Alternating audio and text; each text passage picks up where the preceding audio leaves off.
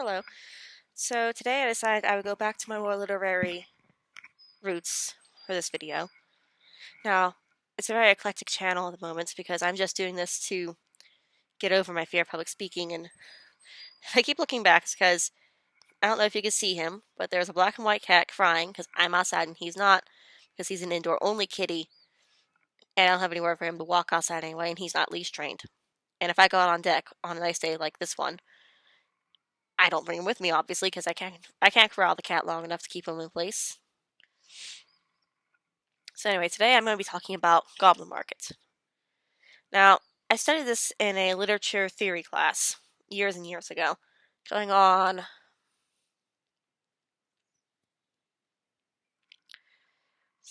think it was my junior year of college, undergrad college. Yeah, 12 years ago this fall. Not 12, 11 years ago this fall. So I'm obviously not good at math. I was an English major for a reason. And it was Goblin Market by Christina Rossetti. I think her brother's part of a group of writers who call themselves enlightened or whatever, but didn't let her play with them. How enlightened of them. There was something in it that I remember noticing that none of my classmates seemed to at all. So I will read a passage from Goblin Market. Morning and evening, maids heard the goblins cry. Come buy orchard fruits, come buy, come buy. Apples and quinces and lemons and oranges, plump unpicked cherries, melons and raspberries, bloom down cheeks peaches, swart-headed mulberries, wild freeborn cranberries, crabapples, dewberries, pineapples, blackberries, apricots, strawberries, all ripe together in summer weather. Now, my classmates didn't see why that was weird, but I did. That's probably because my parents were both from farm families. Like, up until that point, my family was very consistently farmers or soldiers or miners or something like that. Or like the first generation not to be a farmer, soldier, or miner. Well, some of them. Some of my uncles are still farmers, which is okay. It's just my parents ended up not following the usual family paths. So I happen to know a thing or two about stuff being in season or not. Now, in our current world where everything's in season all the time because we're importing it from all over the place, you wouldn't see how that's strange. But in a time when this was written, there is no way any of that stuff was all in season at the same time. For example, I have these. Now, blackberries and raspberries, you wouldn't think that would be weird, but actually, with how they grow around my house with the wild ones, which are nowhere near as nice and plump as these, raspberries come on the month before blackberries do. So by the time you're able to pick a blackberry, the raspberries are done. So unless you had really good preservation stuff, you aren't having blackberries and black raspberries, which is what we have growing wild around my house, at the same time. What you have is that and that, unless you do preservatives or you freeze them or something.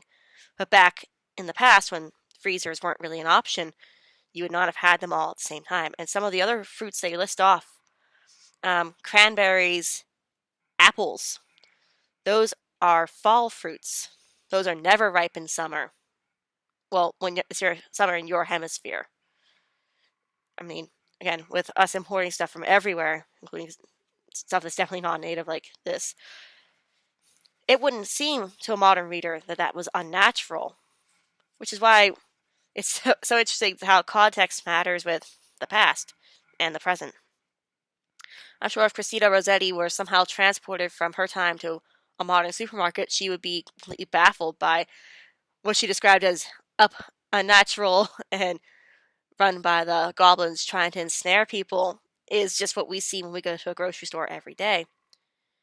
And honestly, that's why sometimes when you study poetry, you're also learning a bit more about the past.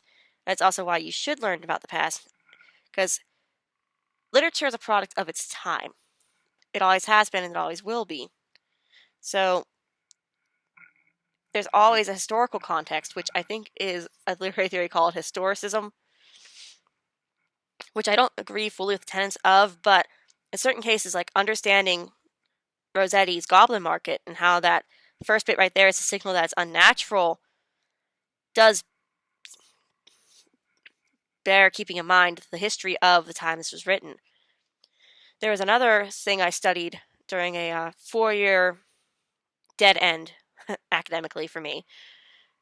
It was literature of the U.S.-Mexico War, and my professor in that class gave me some pretty good advice, which was literature reflects its time. You cannot judge it by a modern moral lens because it was written to suit the moralities of the time, like that disclaimer that Warner Brothers has as from the World War II Looney Tunes, which were highly offensive for their time. Well, yeah, especially for their time, especially now, extra offensive now. But we were reading stuff that was very, I don't know how to put this delicately, but racist as hell to anybody who was not white, European white. Let me go even further. Anglo-Saxon white. Because the Irish, Native Americans, Mexicans, and black people were given never any good characterizations at all in a lot of this literature that was written in that short time period of the U.S.-Mexico War. Especially considering there's a group of Irish who, defected and fought with the Mexicans because Catholic or something like that. Because we weren't treating the Irish very well at the time anyway, so the San Patricios, I think they were called. And it's just one of those, you have to know the context that, while this is terrible stuff to put into your work in terrible ways to describe characters, you could keep that in mind, but you also have to remember that back then that was not considered taboo. That they had not learned to not be racist like that on a societal level. It's like the Avenue Q song says, everyone's a little bit racist. But it just goes to show that we have improved ourselves as a society to move past things like that. But context matters. So it makes me wonder, in the future, literature written during this particular span of a couple of years, what will people think of it when they look back on it? What context will they have? What context will be missing? Especially considering the internet age is so ephemeral, with the digital medium being impermanent. Just because websites are here today doesn't mean if a server crashes, they'll be here tomorrow.